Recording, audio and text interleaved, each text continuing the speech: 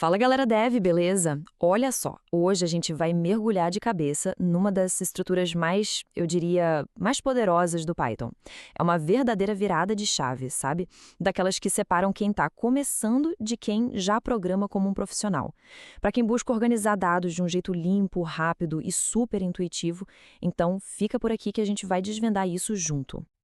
Então, vamos pensar num cenário bem prático, bem do dia a dia. Imagina que chega a necessidade de guardar as informações de um usuário novo no sistema. Pensa aí, nome, idade, cidade, se o status está ativo ou não, como organizar tudo isso? A primeira ideia que talvez venha à cabeça é criar uma variável para cada coisa, né? Nome usuário, idade usuário e por aí vai. E assim, funcionar, funciona. Mas já dá para sentir o problema, né? Fica tudo solto. Imagina se esse usuário tiver umas 20 informações diferentes.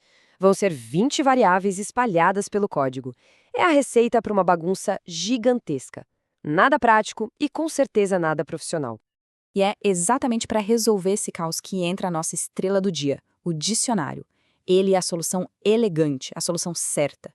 Pense assim, um dicionário, ou dict, como a gente chama em Python, é como se fosse uma coleção de dados. Só que cada pedacinho de dado tem uma etiqueta, um nome, que a gente chama de chave. A grande sacada é essa. A gente não busca as coisas por uma posição, tipo índice 0, 1, 2. A gente busca pelo nome, pela chave. Olha só que coisa linda, que diferença, né? Todas as informações da Ana, todas elas agrupadas de um jeito super lógico dentro de uma única variável chamada usuário. A chave nome leva a gente direto para o valor Ana. A chave idade leva para o 17. E por aí vai. Fica limpo, fica legível e o mais importante, faz todo sentido quando a gente bate o olho no código. Beleza, agora que o conceito tá claro, vamos botar a mão na massa. Vamos ver na prática como é. Sério, é ridiculamente fácil manipular os dados que estão lá dentro de um dicionário. Para pegar um valor específico, é só usar a chave como se fosse um endereço. Por exemplo, para saber a cidade da Ana, a gente usa usuário e entre colchetes a chave cidade. O código fica super intuitivo e o Python na hora já devolve Recife. Fala a verdade, muito melhor do que lembrar de um índice numérico, tipo, sei lá, índice 2, né? Ah, mas e se a Ana decidiu cadastrar um e-mail depois? Moleza! É só, literalmente, criar uma nova chave.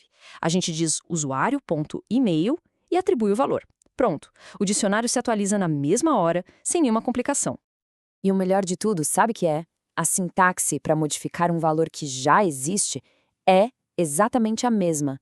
É genial. A Ana fez aniversário? Sem problemas. A gente acessa a chave idade do mesmo jeito e simplesmente atribui um novo valor, 18. O Python é esperto, ele vê que a chave já existe e só atualiza o que está lá. Simples assim. Tá, mas e se uma informação se torna irrelevante? A gente não precisa mais da cidade dela, por exemplo. Aí entra a palavrinha mágica del, de deletar. É só colocar del na frente do item que a gente quer apagar, del o usuário, entre chaves, cidade. E, puf, pronto. Aquele par de chave e valor some do dicionário para sempre. Ok, manipular os dados um por um é super útil, mas a mágica de verdade, o poder dos dicionários, aparece mesmo quando a gente precisa percorrer todos os dados de uma vez só. É aí que a coisa fica séria e o potencial dele realmente brilha. Basicamente, existem 3 jeitos principais de passear pelos dados de um dicionário. A gente pode pegar só as chaves, usando o método .keys, ou, se o interesse for só nos dados, a gente pega só os valores com .values. Mas o método mais importante, o que a gente mais usa no dia a dia, é o que pega os dois juntos, o par, chave e valor. E para isso, a gente usa o .items. Vamos focar nesse cara no ponto items down, porque na prática é ele que vai ser usado em, 90% das vezes. A beleza dele é que a cada passo do loop, a gente tem acesso tanto à chave quanto ao valor que está ligado a ela. Isso dá um controle absurdo para exibir dados, fazer validações, enfim, para construir a lógica de verdade do programa. E isso não é só teoria, tá? É exatamente assim que as coisas funcionam no mundo real. Pensa num sistema de e-commerce, uma loja virtual. Cada produto ali pode ser representado perfeitamente por um dicionário. Tem o ID, o nome, o preço, a quantidade em estoque, tudo organizadinho, pronto para ser mostrado na página ou para ser usado num cálculo de venda. Agora, um momento de atenção total aqui, pessoal. Essa é, talvez, a regra de ouro dos dicionários, a mais importante de todas. As chaves precisam ser únicas. Dentro de um mesmo dicionário, não pode haver duas chaves com o mesmo nome. Simplesmente não pode. Mas e se a gente tentar, o que acontece? Olha só esse código de exemplo. A gente tentou criar um dicionário com duas chaves, nome, uma com João e outra com Carlos. E aí, o que o Python faz? Ele não quebra, ele não dá erro, ele é bem pragmático. Ele simplesmente ignora a primeira e guarda a última que ele viu. É por isso que quando a gente pede para ver o que tem em dados.nome, o resultado é Carlos. A regra é clara. A última definição sempre vence, ela sobrescreve qualquer uma que veio antes. Então, a gente chega no ponto crucial. Afinal de contas, por que essa estrutura é tão, mas tão fundamental? Porque todo dev experiente, toda desenvolvedora sênior, usa dicionários o tempo todo. A resposta é bem direta, porque eles são a ferramenta perfeita para esse tipo de trabalho. Eles são incrivelmente rápidos para fazer buscas, são extremamente flexíveis para guardar dados de tipos diferentes e, como a gente viu, eles modelam objetos do mundo real de um jeito muito natural. E talvez o mais importante de tudo, os dicionários em Python são, na prática, a mesma estrutura do JSON, que é a linguagem universal que a internet inteira usa para trocar informações através de APIs. É bom guardar bem essa ideia. O momento em que a programação muda de patamar é quando a gente para de tentar resolver tudo com listas e começa a identificar onde um dicionário se encaixa melhor.